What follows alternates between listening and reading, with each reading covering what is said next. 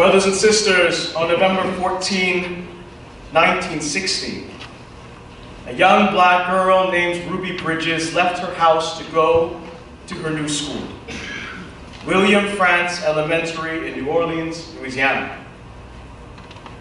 As she walked what was at first 400, but would eventually grow to 5,000 white citizens, tried to block her from entering the school.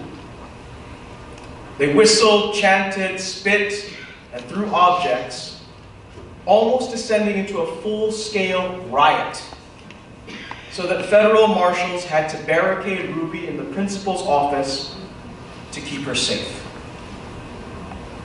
For days, amidst the tension, white teachers refused to teach, and white parents refused to bring their children to school, so that Ruby sat alone in a class by herself. Now, it's easy to judge these parents as ignorant, bigoted, Southern white supremacists. But I think that would be too hasty. I can't believe that all of the hundreds of white parents kept their kids out of school that day and the days subsequent just because Ruby was black. Some probably just didn't want their children in that kind of dangerous environment. That kind of response is only natural. Outside of the South in 1965, even the Christian school Alyssa and I attended here in the western suburbs, when black members of the churches that supported our school petitioned for integration, the school board denied their request, citing safety concerns. Though many in the larger Christian denomination to which our school belonged condemned the move, the school board was an independent local organization, beholden to no larger national structure. They were beholden only to their own community. The board was afraid that white supremacists would disrupt and perhaps even harm the staff and students. And these concerns were not totally unfounded. In 1963, white Christian terrorists showed that they were not above targeting children by planting an improvised explosive device that targeted the children's choir of the 16th Street Baptist Church, killing 4 young girls, including 11-year-old Denise McNair. For many of the parents of Frantz and the parents of my school, the safety of the community had to come first. But keep in mind that both here in the western suburbs and in New Orleans, the threat of violence wasn't born only, nor even primarily, by white parents. Rather, the bulk of the threat was thrust not just upon black students, but especially black parents. Indeed, those students like Ruby Bridges were at the forefront of the fight for equality. Ruby herself once admitted that she didn't quite understand the danger she was in at first. But the person walking behind Ruby and the marshals that day, who packed her school bag, felt every sensation of danger, of fear, and dread that the situation deserved. This was Ruby's mother, Lucille. Lucille Bridges, who had grown up in Jim Crow, Mississippi, the daughter of sharecroppers. Lucille, who herself had been threatened with bodily harm. Lucille, who argued with Ruby's father to let Ruby integrate and to make him keep up the struggle even after he was fired from his job, threatened, and harassed. Ruby's mother, who knew most of all why the marshals who walked with her daughter walked with their jackets open and their guns exposed as they escorted her to school. When Lucille Bridges was asked why, knowing the dangers that her family and especially her daughter faced in integrating, Lucille answered that it was not only so Ruby could have an equal education, but because she felt they needed to, quote, take this step forward for all African American children. It is Lucille's love that seeks not to shelter its own under a bushel, but bring its own closer to God by loving the neighbor, even at great risk, that our passage in John speaks of today. It is Lucille's kind of love that John says models the perfect love of God. Our passage begins pretty straightforwardly with an exhortation to love that is natural and in tune with our human nature, that we hardly need to be commanded to do it. John says, "Dear friends, let us love one another, for love comes from God." Now I know that even among friends, even among families, there are moments of strain and even anger. But for most healthy relationships between friends and family, love remains. Love is in some ways natural with those who are closest to you.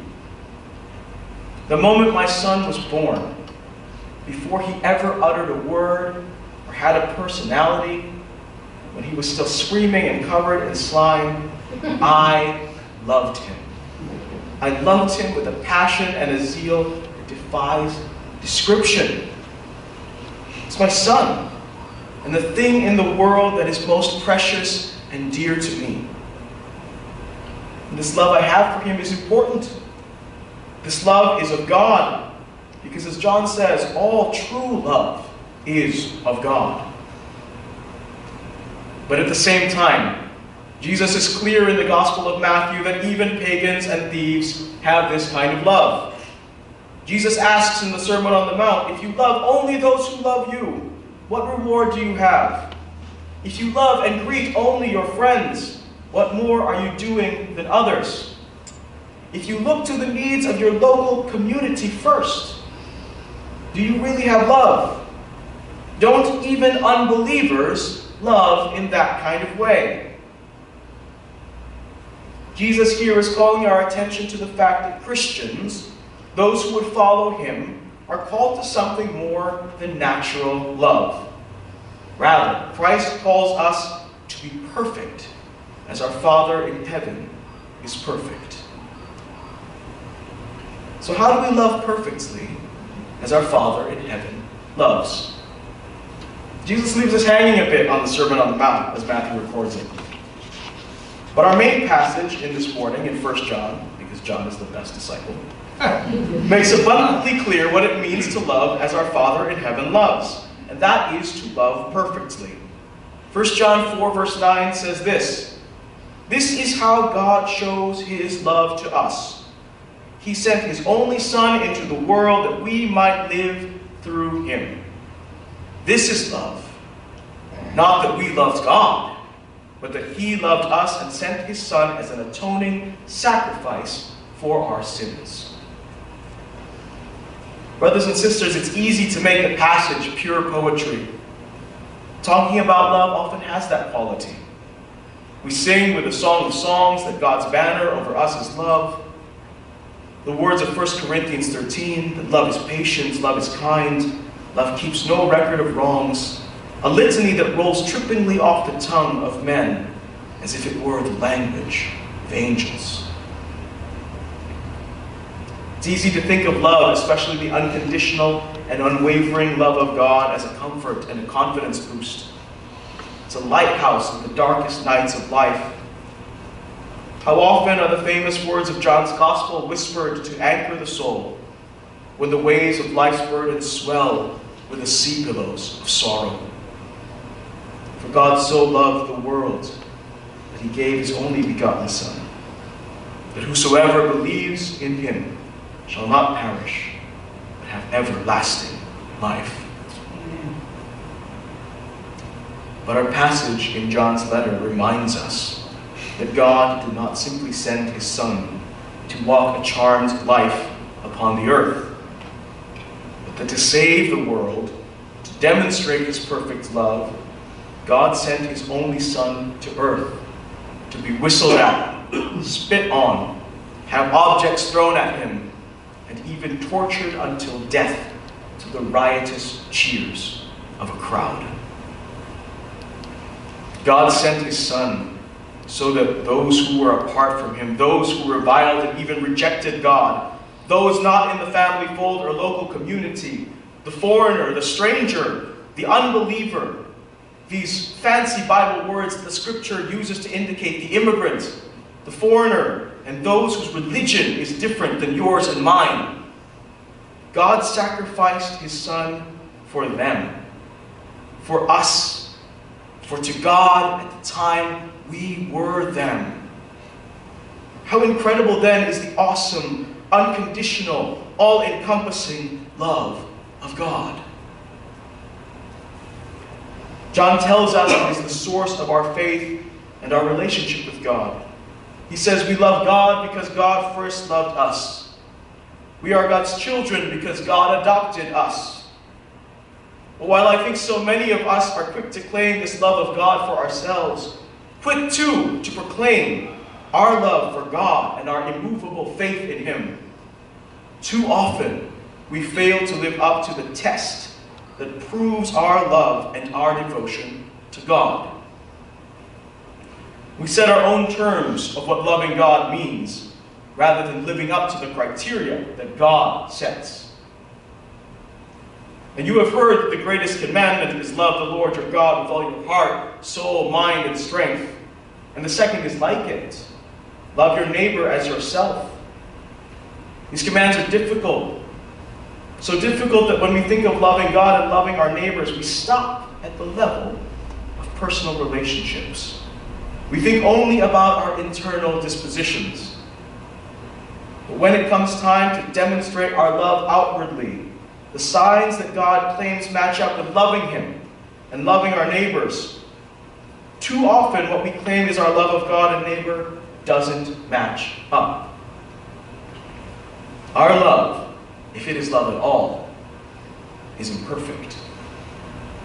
Too often the limit of our love of God and the neighbor is going to Bible study, Sunday worship, greeting everyone with a smile or even a hug, treating everyone with kindness, perhaps refraining from racist jokes and opinions, maybe even going out of our way to bring a casserole to the sick, give money to charity, or serve at a soup kitchen or food pantry. Does this show love? Absolutely. There's no telling how big an impact a single act of kindness can have. We are called to be kind, and even to bake casseroles. But the commandments of God demand much more than that. The love of God and neighbor that God calls us to is a path harder than most are prepared to face.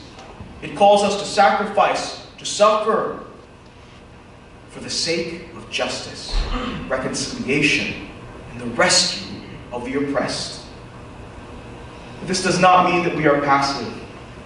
Rather, John's letter tells us that the love of God calls us and is perfected among us in this, that we may have boldness on the day of judgment. Because as he is, so are we in the world. But this is not just an individual command. It is a mission that we must undertake both as a church and, more importantly, as a nation. In our American political climate, so often we get uncomfortable when faith gets political. But the prophets were political. Jesus' ministry not only healed individual souls, but shook the foundations of empire down to the marble. Indeed, when God commanded Moses in law, God did not say to Moses, "This is what you must personally do, Moses, to have a right relationship with me as your personal Savior." Rather, the commands given to Moses and that Jesus re-emphasized were for the entire nation of Israel. God tells Moses to bring down the 10 Commandments to Israel as a nation, as a people. God says in Leviticus, when he adds the rest of the law, that Moses should speak his commands to the entire assembly of Israel. And the command of Christ to love your neighbor as yourself would have resonated not only on an individual register, with every Israelite hearing it, but also on a national one. And this command is given in the same form as God's command in Leviticus 19. The foreigner residing among you must be treated as native born. Love them as yourself, for you were foreigners in Egypt. So what does the love of God look like in today's world? What does it mean to love like Christ in a world where we no longer fear the persecution of Rome, but have become the agents of the peace of Rome? Christ himself speaks of his mission when he speaks of what it means that he comes to save the world, to give us life. At the beginning of his ministry, Christ took up the scroll of Isaiah in the temple and said, "The Spirit of the Lord is upon me, because he has anointed me to proclaim good news to the poor. He has sent me to proclaim freedom to the prisoners and recovery of sight to the blind, to set the oppressed free, and to proclaim the year of the Lord's favor." Brothers and sisters, we still have the poor. We still have the mass incarcerated. We still have the ill with pre-existing conditions. We still have the oppressed refugee. But to fulfill Christ's mission, we must often put our interests and sometimes even our personal safety at risk. We are fortunate not to have Christian persecution in the United States, though it is a reality in much of the world. However, even if we are not persecuted for being called Christian, too often to do what is Christian beyond having personal piety is thought of as irrational, unpatriotic, and upsetting to a status quo that values security over the justice of God.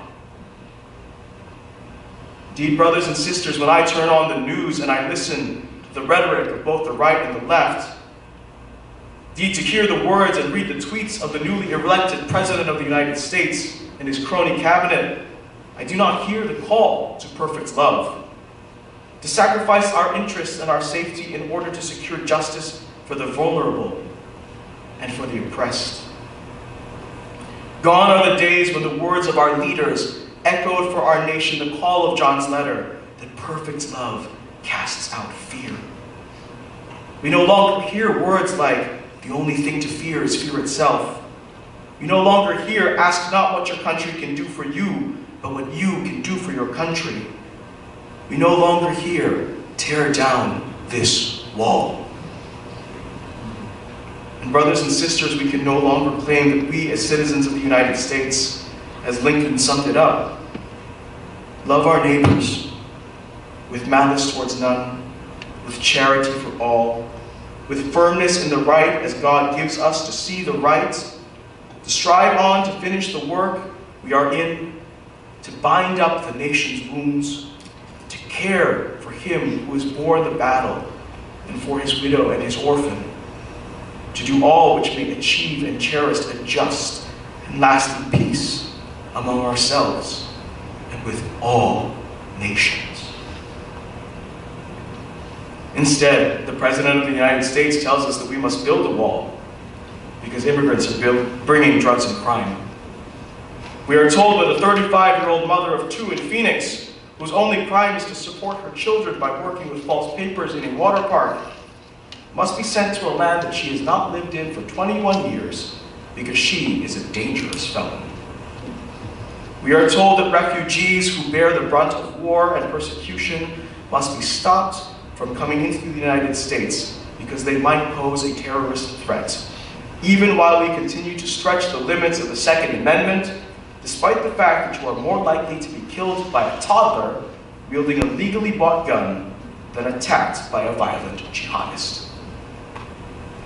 Brothers and sisters, we are told that to love our country, we must distrust all those who are not like us. We must protect our people first. We must put America first. But brothers and sisters, the perfect love of God cannot be built on a foundation of fear, because perfect love casts out fear. Indeed, a love born of fear is not love at all. If protecting your own means that the innocent suffer, if protecting your own means that you do not extend love to a brother or sister, verse 20 tells us that the love that leaves our lips is a lie. Because if we cannot love our brother or sister whom we have seen, we cannot truly love God.